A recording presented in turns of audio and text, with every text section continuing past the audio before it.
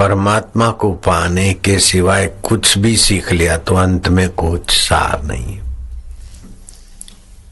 और जिस परमात्मा को पाना है उसके प्रति श्रद्धा, उसके प्रति उसकी महत्ता का पता हो। भगवान ज्ञान स्वरूप है, प्रेम स्वरूप है, हेतु रहित उपकारी है, सर्व समर्थ है। अपना कितना भी साधन तप करो फिर भी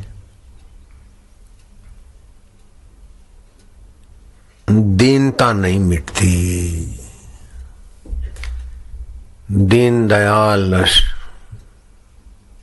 बिरद संभारी, हरऊ नाथ मम संकट भारी। संकट यह है कि वासना नहीं मिटती। तन सुखाए पिंजर कियो, धरे रैन दिन ध्यान। तुलसी मिटे न वासना, बिना विचारे ज्ञान। भगवत तत्व का ज्ञान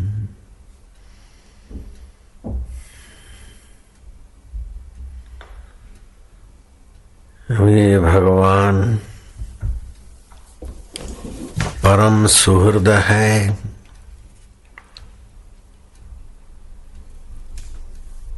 परम हितैषी है, परम समर्थ है।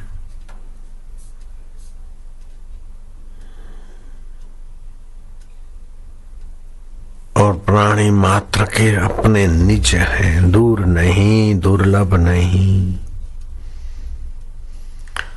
परे नहीं, पराये नहीं।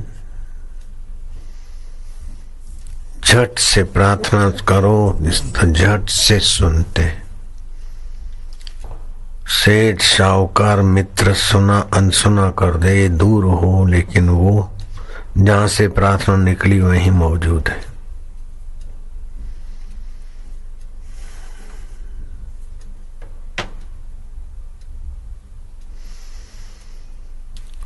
ऐसी ऐसी घटनाएं घटती हैं, ऐसी ऐसी लीला होती है उसकी करुणा कृपा में।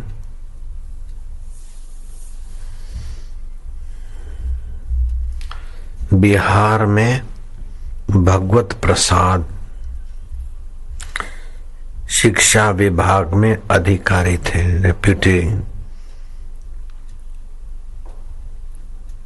डायरेक्टर से मिलती जुलती पोस्ट रही। भक्तपुर बाद में उनका नाम पड़ गया रूपकला जी महाराज। भगवत प्रसाद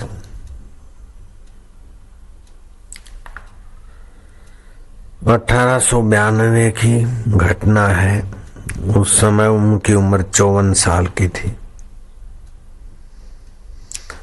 स्कूल के निरीक्षणार्थ बिहार बिहटा गांव में, पटना से 150 किलोमीटर की दूरी थी बिहना गांव। बिहारी लोग जानते हैं। समाचार आया कि अंग्रेज डायरेक्टर साहब, बड़े जो स्कूलों के सर्वोपरि अथॉरिटी है, उन्होंने बुलाया है। अब 150 किलोमीटर पटना से दूर कैसे जाएंगे? लेटर पहुंचने में देर हुई। अगर नहीं जाएंगे तो अंग्रेज दिमाग वाला क्या का क्या कर देगा।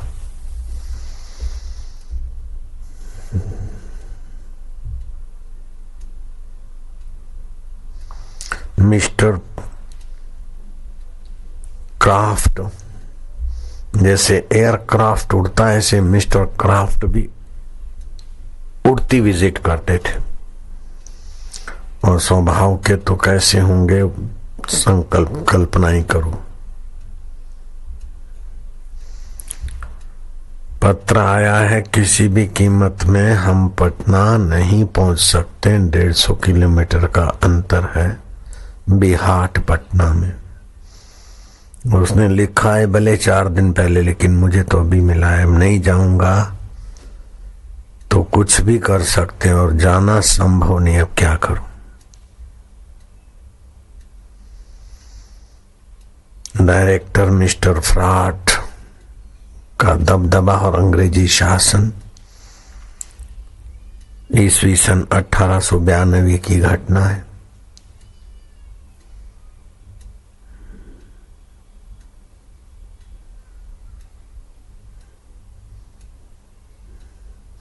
अब गाड़ी में भी बैठूंगा तो गाड़ी में 15 मिनट ही है और वो पहुंचेगी तब तक तो साहब की गाड़ी भी चल पड़ेगी। क्या करूं हे भगवान तू ही बता। हे सर्वसमर्थ, हे दीन बंधु, दीनानाथ मेरी डोरी तेरे हाथ। दीन दयाल बिरद संभारी, हरऊ नाथ मम संकट भारी। शांत हो गए प्रार्थना करते करते। झपकी लग गई, आंख खोली तो ये पटना स्टेशन का आवाज आ रहा है। वेटिंग रूम में साहब कैसे पहुंच गए? इस बात को मैं स्वीकार करने में जरा भी संकोच नहीं करूंगा, क्योंकि ऐसी कई घटनाएं अभी भी हयात लोगों के जीवन में देखी गई। मंगाराम करके थे, लंबे लंबे आश्रम में बड़ की सेवा करते, बुहाड़ी लिपण आदि।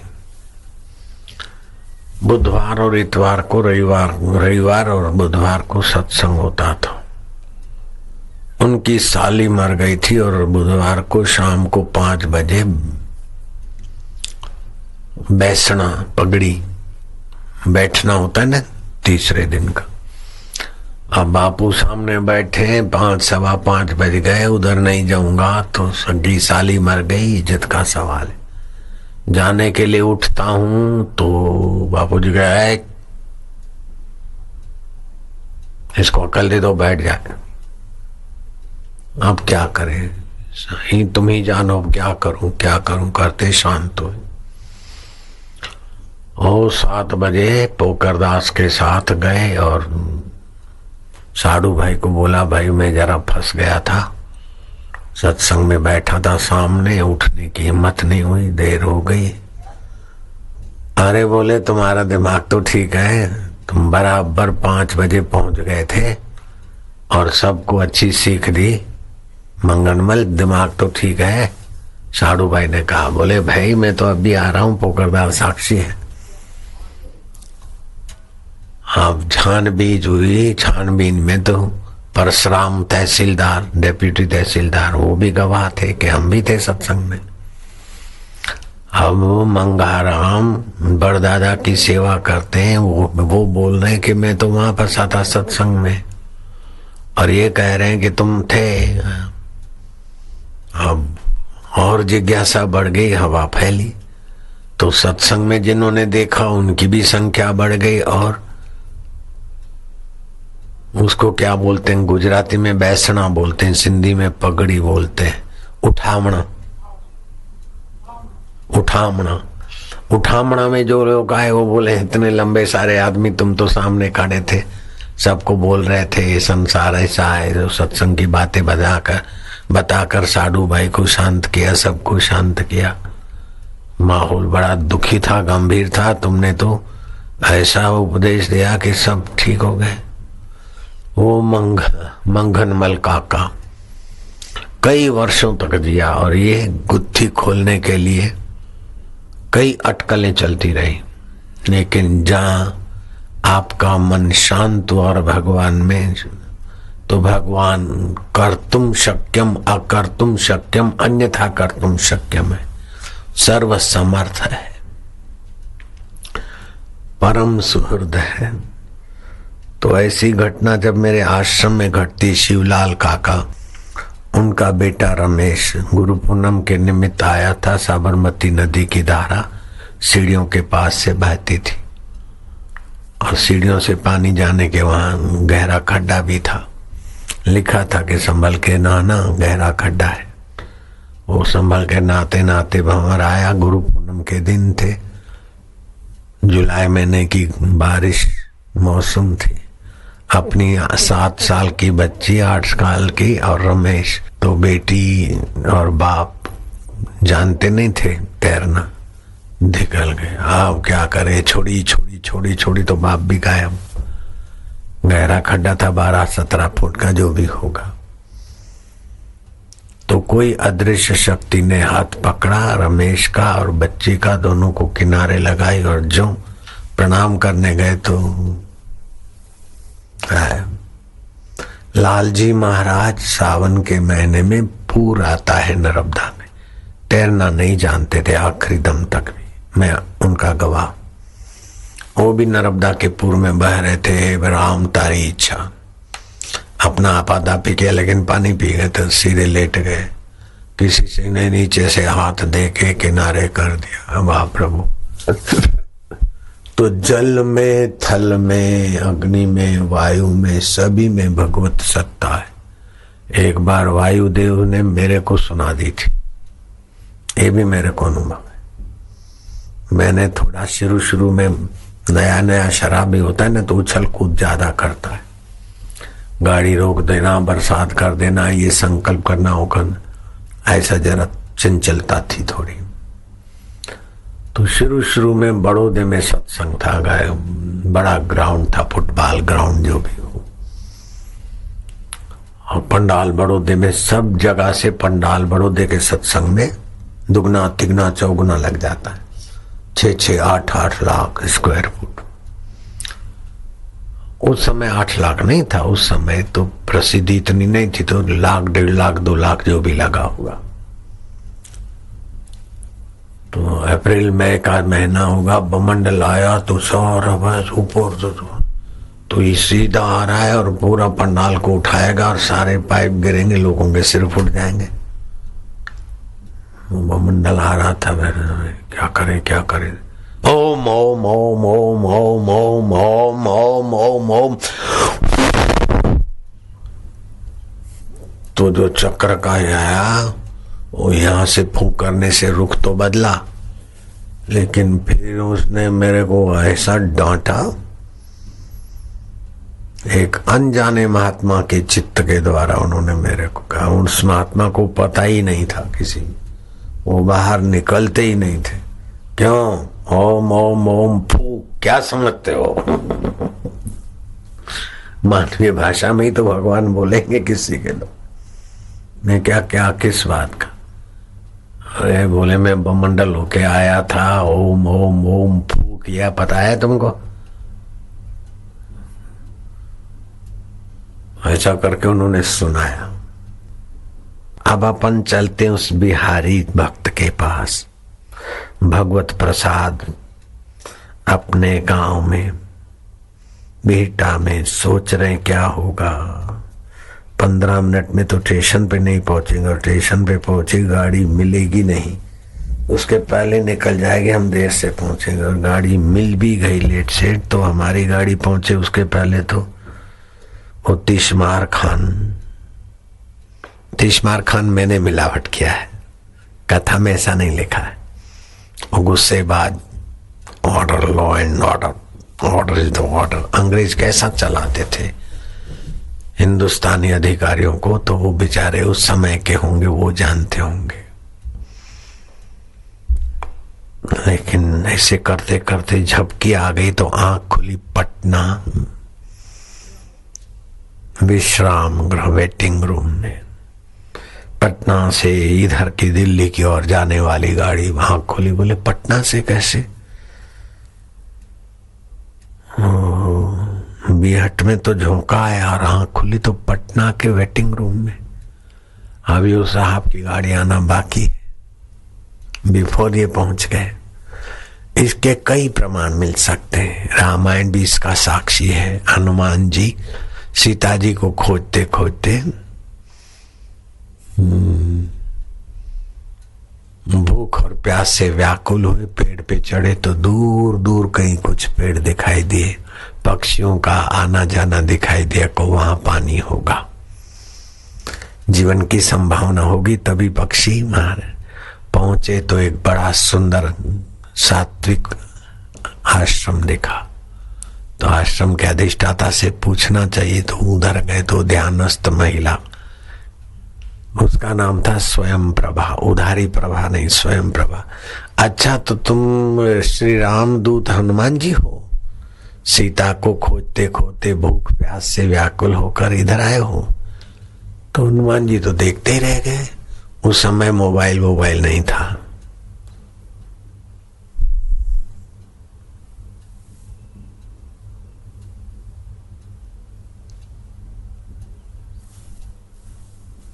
हनुमान जी, अच्छा भूख प्यासे फल खा लो, जल पी लो, फिर बात करते।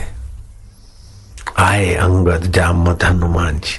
सीता को खोजते हो तो आंखें बंद करके खोजते हो कि आंखें खोलकर? तो अंगद जरा राजसी आदमी था, टपाक से बोला कि आंखें बंद करके कोई चीज खोजी जाती है क्या? हम तो आंखें खोलकर खोज रहे। बोले सीता तो राम की अर्धांगिनी है, ब्रह्म विद्या है। ब्रह्म विद्या को, भक्ति महारानी को तो आंख बंद करके पाया जाएगा। सीता जी कहाँ है, मैं तुमको अभी बताती हूँ। तनिक गोता मारा, बोले सीता जी को इधर क्यों खोजते हो? दरिया के पार रावण की अशोक वाटिका में बैठी और त्रिजटा उनकी सेवा में है। तो दासी रावण की, लेकिन सीता जी के प्रभाव से वो सीता जी के थे। तो दरिया किनारे कब पहुंचेंगे? 1 महीने की अवधि में लिया हो तो अभी 2 दिन बाकी है, दरिया किनारे पहुंचना मुश्किल है। बोले चिंता ना करो, आंख बंद करो और फिर आंख खोलना तो तुम दरिया किनारे हो गए सब के सब। स्वयं प्रभा ने एक झपकी आंख बंद की और खोली तो ठांडे सकल सिंधु के तीरा, रामायण में आता है। तो इस शास्त्रीय प्रमाण से और मेरे भक्तों के जीवन की घटना से, और भी कई है घटनाएं। लालजी महाराज का रामू भी एक कमरे में था, बाहर से ताला लगा दिया, सुबह देखे तो कोई नहीं, खोजा तो जाके मंदिर में मिले। अभी वो हयात है रामू भैया, लालजी महाराज का शिष्य, और उसका तो क्लिप लिया हुआ है वीडियो में। और वो आदमी झूठ बोले लालजी महाराज से या मेरे से, ऐसा नहीं है। बड़ा भक्त आदमी, अभी तो 70 साल की उम्र का भी हो गया होगा, 80 का। तो ये बात बिल्कुल भगवान की सत्ता सामर्थ्य के आगे बहुत नन्ही बात है। वो 54 साल के थे, स्कूल के निरीक्षक, बिहार में उनसे उनकी तलब किए थे और 150 किलोमीटर दूर बिहाट गांव में प्रार्थना करते करते झपकी आई तो पटना के वेटिंग रूम में आँख खुली और वह पटना से दिल्ली की ओर जाने वाली गाड़ी के यात्री जल्दी बैठ जाओ, और फलाने से फलाने और आने वाली गाड़ी आज 12 मिनट लेट है, 15, जो भी कुछ हुआ। दंग रह गए और वो साहब आए, उनसे बातचीत हुई और बड़े साहब संतुष्ट हो गए। अब ये सोच रहे कि क्या है, कैसा हुआ। साहब की गाड़ी रवाना हुई, मैं आया कैसे, वेटिंग रूम में आके झपकी ली तो अपने घर फिर पहुंच गए। कैसी समर्थता है भगवान की और भगवान के ध्यान में ध्यानस्थ महापुरुषों की। एक स्वामी थे, वो साधुओं की खोज में बद्रीनाथ से के रास्ते पीपल चट्टी, उधर से पूर्व की दिशा गए। बड़ी कठिन यात्रा करके सांप की नहीं रेंगते रेंगते गुफा में घुसना था, और फिर थोड़ा खुला मिले, फिर रेंगना पड़े। ऐसे फिर इस सृष्टि में दूसरी सृष्टि, ऐसे सिद्ध पुरुषों के पास योगानंद, स्वामी योगानंद, उन्होंने अपनी तो साधुओं को देखा तो एक साधु ध्यानस्थ थे और दूसरे जो दिखाने, ये कलयुग का आदमी इधर कैसे आ गया? तो बोले ही मैं कलयुग का हूं, तो ये महापुरुष कब के हैं? बोले कोई द्वापर का, कोई त्रेता का, कोई सतयुग का, कोई कलयुग के 2000 साल पहले का, कोई कहीं। मेरे मन में शंका को शंका हुई, तो कितनी मेहनत से हम पीपल कोटी से पूर्व दिशा में गए, अमुक पहाड़, वो नाम भी मेरे किस्से कैसेटों में होगा। और फिर जरा सा झोंक आया,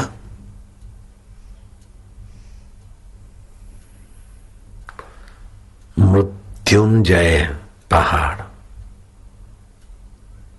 अथवा मृत्युस्रत पहाड़ अभी भी होगा वो, लेकिन खोज खोज के थक गए, दोबारा मिले ही नहीं वो रास्ता।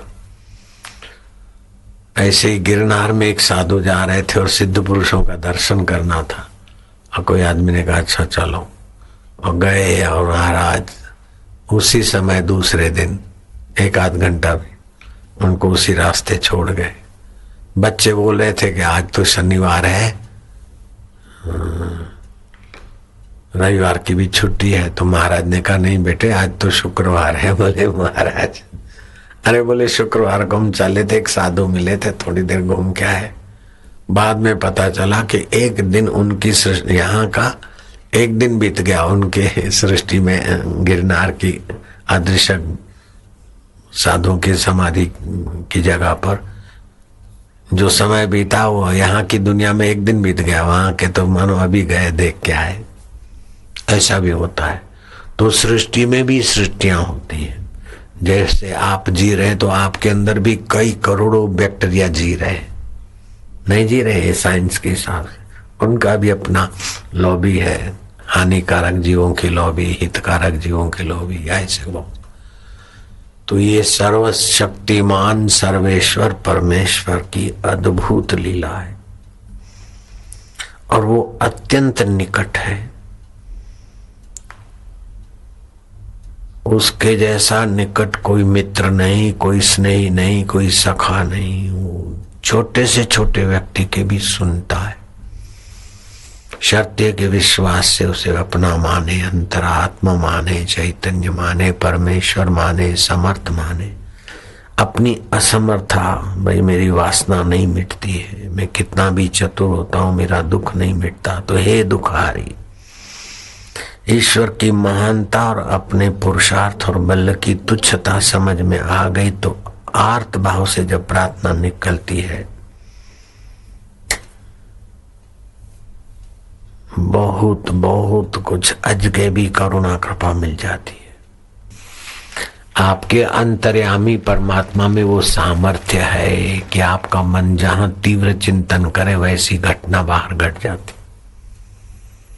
इसलिए आप बीमार हो, दुखी हो, परेशान हो, मेरा कोई नहीं ऐसा सोचोगे तो इसी प्रकार के रस बनेंगे, इसी प्रकार के आपके बैक्टीरियाओं के भी भाव ऐसा वैसा बना है। काम के क्रोध के आदि हो गए। मैं भगवान का हूँ, भगवान मेरे हैं, भगवान के नाम का जप पाठ, तो पाठ करने से भगवत महत्ता बढ़ती और जप करने से एकाग्रता बढ़ती। और जप और पाठ का धन है और प्रार्थना करते चुप हो गए तो बस पहुंच जाता है वहां। बाबा केस तो ऐसा था, छूटने का सवाल ही नहीं था और मेरे पति निर्दोष छूट गए। सरकार के खिलाफ केस था और सरकार ने ऐसा किया था, इतनी लोबियां थी। कुछ भी हो, भगवान के सामर्थ्य के आगे मनुष्य की साजिशें कोई महत्ता नहीं रखती।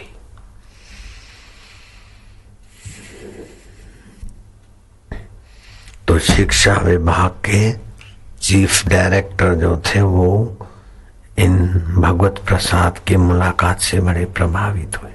लेकिन भगवत प्रसाद उसी से प्रभावित हुए कि जिसने जरा सी झपकी में पटना के विश्राम घर में पहुंचा दिया। अब विश्राम घर में अब कैसे जाऊं, क्या करूं, झपकी आई तो घर पहुंचा दिया। वो पहुंचाने वाले की शरण में कैसे पहुंचूं।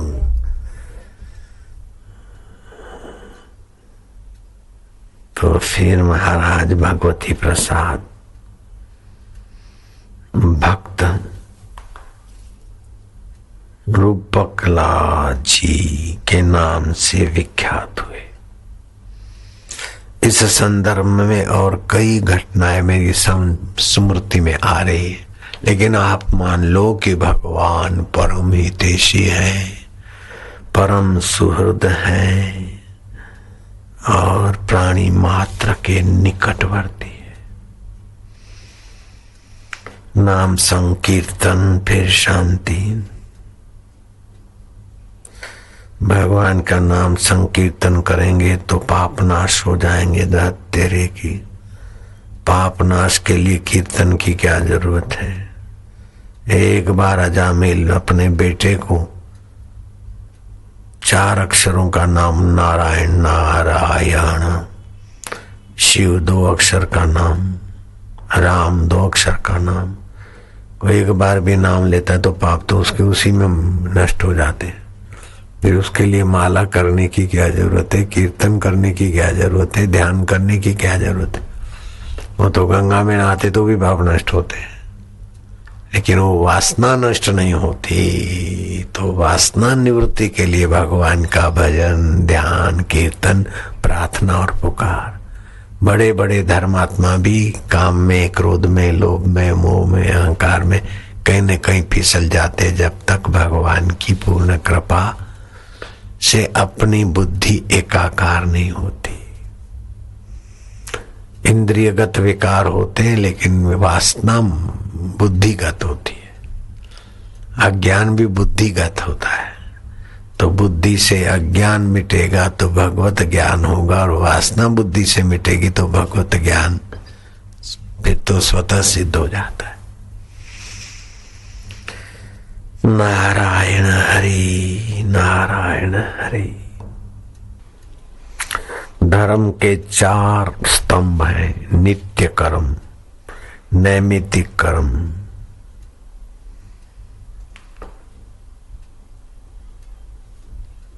काम्य कर्म और प्रायश्चित कर्म। नित्य कर्म अर्थात संध्या, स्नान आदि, अर्घ्य आदि ये नित्य कर्म है। नैमित्तिक कर्म संक्रांति है, एकादशी है, ग्रहण है, कोई यज्ञ याग आदि कुछ निमित्त हुआ, उस कर्म को नैमित्तिक कर्म कहते हैं। काम्य कर्म, मैं ये करूं तो मेरा ये दुख मिट जाए अथवा ये उपलब्धि हो जाए, कामना पूर्ति के लिए कर्म किए जाते।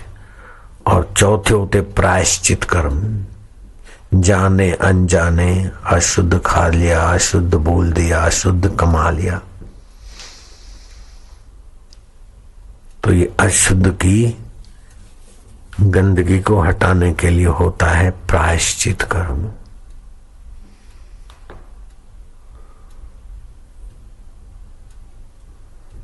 अब ये आवश्यकता पूर्ति में अगर अपने शक्ति नहीं है, निर्बलता का एहसास होता है, तो उस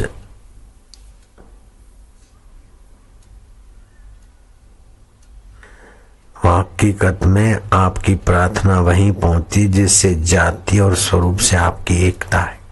जैसे माँ के लिए बच्चा पुकारता है तो जाति वो माँ का बेटा है, स्वरूप से उसका शरीर माँ का अंग है। ऐसे ये जीवात्मा स्वरूप से परमात्मा का अंग है। जैसे तुम्हारा माँ बाप का खून तुमसे मिलेगा, नहीं मिलेगा, पता चल जाएगा कि किसका बेटा है। एक बाल तोड़ के लेबोरेटरी में भेज दो तुम्हारे बाप का और तुम्हारा, तो बता देंगे बिल्कुल असली बाप बेटे। और किसी का बेटा कहलाता है उसका और उसके बाप का तो नहीं मिलेगा। ऐसे जीवात्मा और परमात्मा इससे भी ज्यादा ठोस संबंध, असली एकता और स्वाभाविक संबंध है। आवश्यकता उसी की होती है जिससे जातीय एकता है, स्वरूप से एकता है, अज्ञान से मान बैठे हैं भिन्नता। आप मृत्यु नहीं चाहते हैं क्योंकि तुम्हारी जात अमर है, मृत्यु से तुम बचना चाहते। क्या ख्याल है? नाश से बचना चाहते। तो जो अविनाशी है उससे तुम्हारी जातीय एकता है, इसलिए आप मृत्यु से, मृत्यु के भय से बचना ये जीवन की मांग है। आप सामर्थ्य मांगते, मैं असमर्थ न रहूं, मैं कुचला न जाऊं, दब न जाऊं, मिट न जाऊं। एक तो मृत्यु न आए, मृत्यु से बचते, और दूसरा असमर्थता से बचना चाहते, क्योंकि भगवान समर्थ है तो जीव भी सामर्थ्यवान होना चाहता है। ये आपकी स्वभाव से एकता है। अमरता जातीय एकता है। और तीसरी है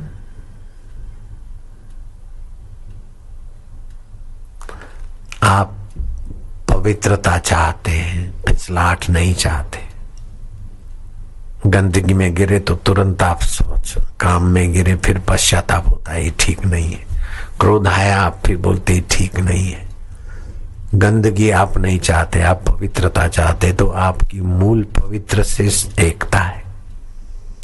भूल से जो पवित्र नहीं है उसको मैं माना है, जो नित्य नहीं है उसको मैं माना है, जो असमर्थ है बेचारा, गर्मी सहने में असमर्थ, भूख सहने में असमर्थ, प्यास सहने में असमर्थ, उस शरीर को मैं माना है। लेकिन जहां भूख और प्यास की दाल ही नहीं गलती, जो सदा नित्य है, तो आप समर्थ होना चाहते हैं। तो आपकी उस समर्थ से जातीय और स्वरूप से एकता है। गॉड नित्य है तो आप भी नित्य हैं, लेकिन गलती से अनित्य शरीर को मैं मान बैठे। भगवान में अशुद्धि नहीं है तो जीवात्मा में भी कोई अशुद्धि नहीं है। ये तो है मन में, शरीर में, विकारों में। और भगवान पूर्ण काम है तो भगवान की संतान भी पूर्ण होना चाहती। कितना सूक्ष्म गहरा सत्य है। तो आप इसी के लिए प्रार्थना करें, पूर्ण जीवन के लिए, पूर्ण पवित्रता के लिए, पूर्ण सामर्थ्य के लिए। तो भगवान पूर्ण है, भगवान परम समर्थ है और परम पवित्र है। जिसके नाम सुमरण से ही अपवित्र वस्तु और अवस्था पवित्र हो जाती है। अपवित्रो पवित्रो वा, हम पवित्र हैं चाहे अपवित्र हो, सर्वस्थांगतो विवाह, ये सुमृत पुंडरीकाक्षाय आभ्यंतरम बाह्यम शुचि। अंदर और बाहर की शुचि हो जाती उसके नाम से। तो उसका नाम और उसकी प्रार्थना और उसमें विश्रांति,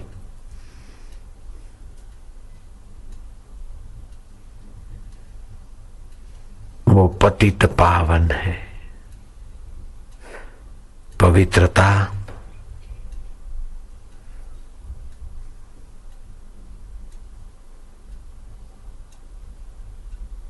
उसका सहज स्वभाव है, अमरता उसका सहज स्वभाव है। हम उसी के, उसमें शांत होते जाए तो परमात्मा साक्षात्कार सरल हो जाता है। ओम शांति, ओम माधुर्य। नारायण हरि, नारायण हरि।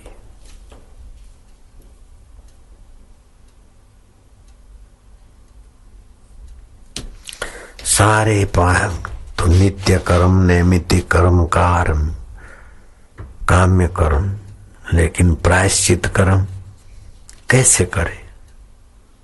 प्रायश्चित्तु तस्येकम हरि स्मरणम परम।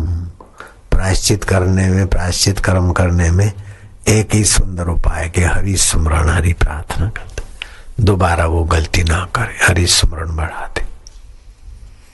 प्रायश्चित कर्म कैसे करें? बोले प्रायश्चितम तु तस्य एकम हरि स्मरणम परम। हरि स्मरण पाप का एकमात्र और सर्वश्रेष्ठ प्रायश्चित है। हरिर् नित्येशेन पुनर्नाम हृतियात नाम। आवश्यकता भी भगवान नाम उच्चारण और पाप का फल रूप यातना भी से मुक्ति भी भगवान की। तो भगवान की आवश्यकता भी है और प्रायश्चित करने में भी भगवान की। तो भगवान पाना है तो भी भगवान नाम, और प्रायश्चित करना है तो भी भगवान नाम। आवश्यकता भी भगवान की और उच्चारण भी भगवान का। एक होती है सामान्य शुद्धि, दूसरी होती है आत्यंतिक शुद्धि। नहाए धोए, किसी का आराम का धन न लिया, किसी का दान का न चबाया, हक से जिए, ये होती है सामान्य शुद्धि। लेकिन हरि का स्मरण करते, हरि को पाने की तीव्र लालसा से वासना निवृत्ति हुई तो परम शुद्धि हो गई। परम शुद्धि हुई तो बस हो गए परमात्मा के प्राप्त पुरुष, परमात्मा प्राप्त पुरुष हो गए। फिर लोगों को देखेगा आप खा रहे हैं, दे रहे हैं, ले रहे हैं, प्रचार है, ये है, लेकिन आप अपने तरफ से कुछ नहीं ज्ञानी करता। दूसरों के प्रारब्ध, दूसरों के भाव, दूसरों के संकल्प, अपना भी होगा तो कुछ दूसरों से सुख या फायदा लेने के लिए नहीं। जैसे हम बादाम खिलाया तो ये तुमको बादाम खिलाने की वासना है, ये वासना नहीं मानी जाती है, भाव माना जाता। ईश्वर को पाना अथवा ईश्वर निमित्त कर्म करना ये कर्म नहीं है, ये तो भगवान की प्रेरणा है, भगवत प्रसाद है। ईश्वर को पाने की इच्छा इच्छा में नहीं गिनी जाती। ईश्वर को पाने की इच्छा तीव्र हो तो बाकी की इच्छाएं सब क्षीण होने लगती। फिर काम क्रोध आदि आता है तो भक्त रोता है, पुकारता है, तो फिर उससे वासना निवृत्ति कर देते भगवान में। भगवान तो परम शुद्ध हो जाता है।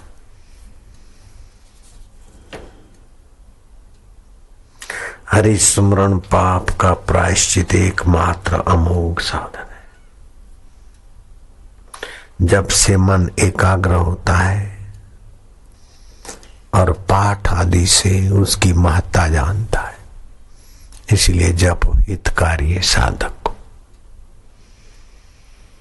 और जप भी ऐसे करे, सुमरण ऐसा कीजिए खरे निशाने चोट, मन ईश्वर में लीन हो हले न जीवा होठ। ये दशा ना आए तब तक हरि ओम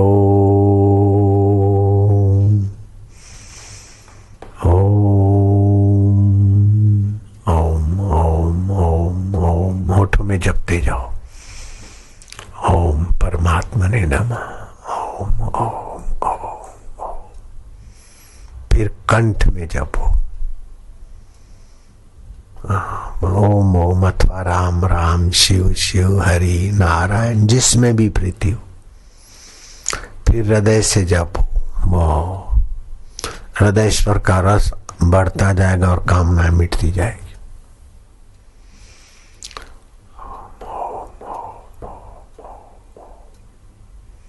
बहुत खाने की कामना है तो नीम की चटनी खाए, जब बहुत खाना है तो नीम खाओ, उस कामना को मिटाओ।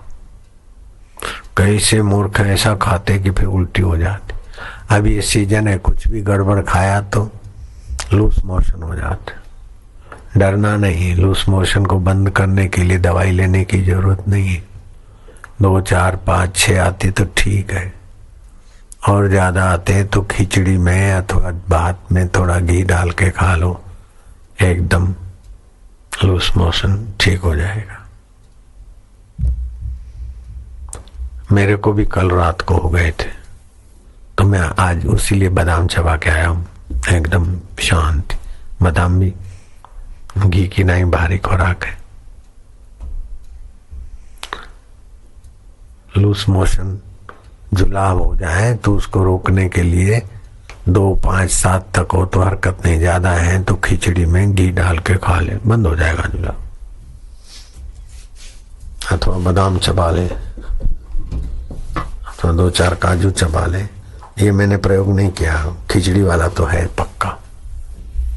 कैसा कैसा खोजता हूं तुम्हारे लिए, बोलो। हमारे साधक भी दूसरों के लिए आधे डॉक्टर बन जाते।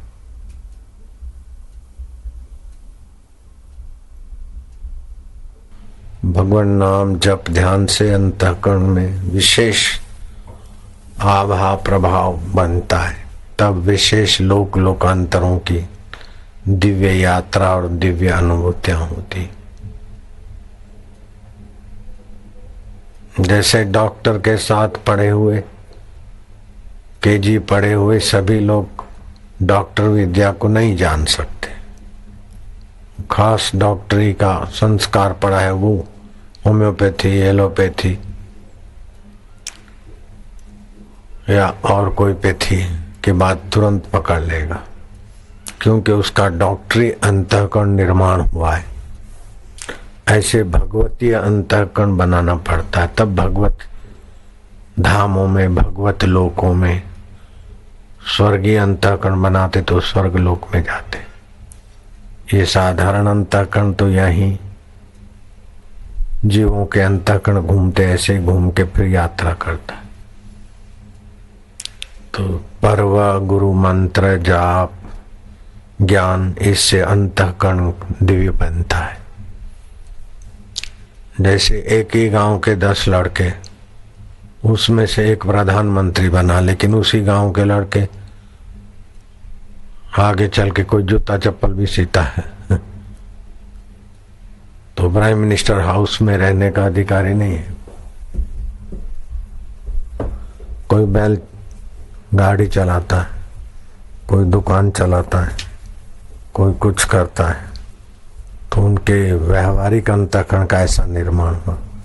ऐसे परमार्थिक अंतःकरण का निर्माण करना पड़ता है। ये आपका अंतःकरण निर्माण करने की प्रक्रिया है। श्वास रोका, जप किया, बाहर रोका, अंदर रोका, बड़े में बड़ा प्रायश्चित भी है और बड़े में बड़ा भगवत प्रसाद जा पैदा करने वाला साधन भी है।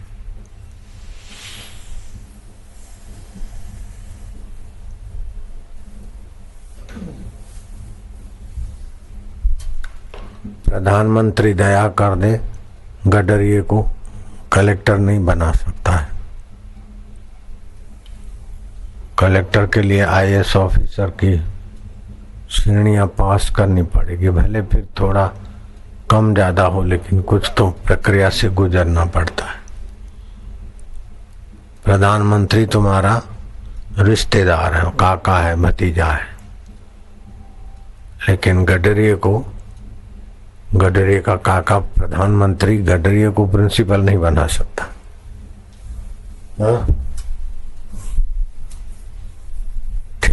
ठेला चलाने वाले को कलेक्टर की कुर्सी पे प्रधानमंत्री नहीं बिठा सकता। उसको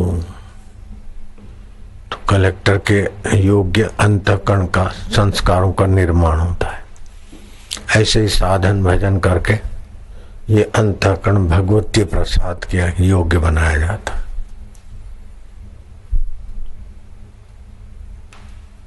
शुरू में आए थे तब जो अंतःकरण था, जो मन था, जो मान्यता थी, सत्संग में आते गए तो कुछ पहले की मान्यता बबलू जैसी लगती।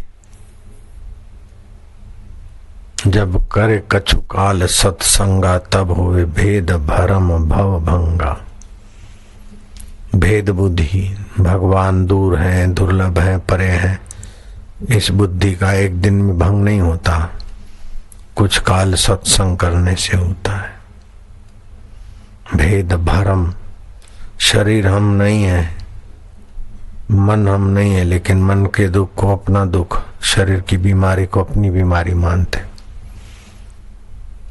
कुछ सत्संग करे तो धीरे धीरे वो भेद भरम मिटता है।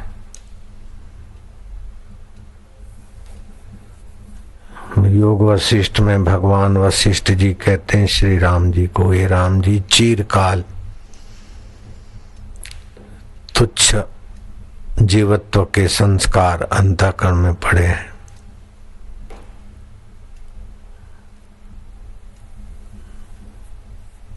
तो दीर्घ काल अभ्यास करके अंतःकरण को उन्नत किया जाता है, ज्ञान प्रकाश से आलोकित किया जाता है।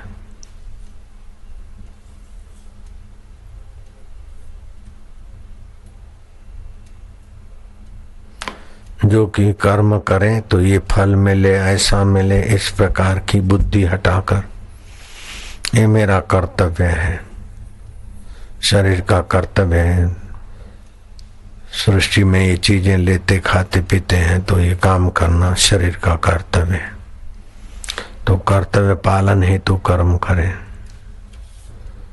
अंतःकरण की शुद्धि के भाव से कर्म करें, भगवान की प्रसन्नता से कर्म करें, सत्य स्वरूप ईश्वर की जिज्ञासा के लिए कर्म करें, सत्य का साक्षात्कार करने के भाव से कर्म करें, तो अंतःकरण का निर्माण होगा।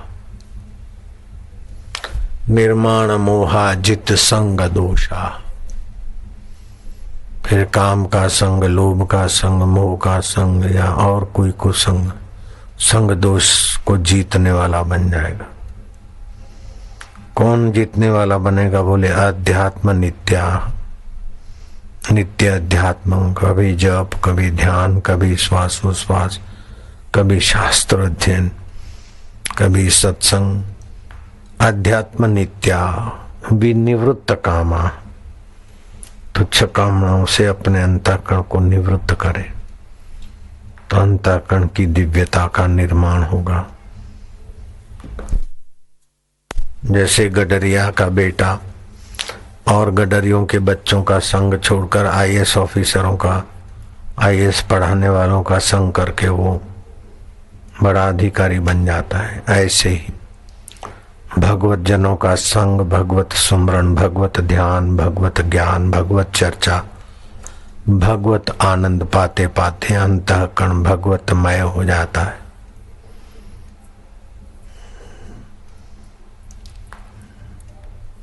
जैसे कहीं जाते नहीं और सपने में कितनी चीजें बना लेते हैं, ऐसे अंतःकरण ब्रह्म परमात्मा में अपनी दिव्यता उभार कर परम सुख का आस्वादन करने के योग्य बन जाता है।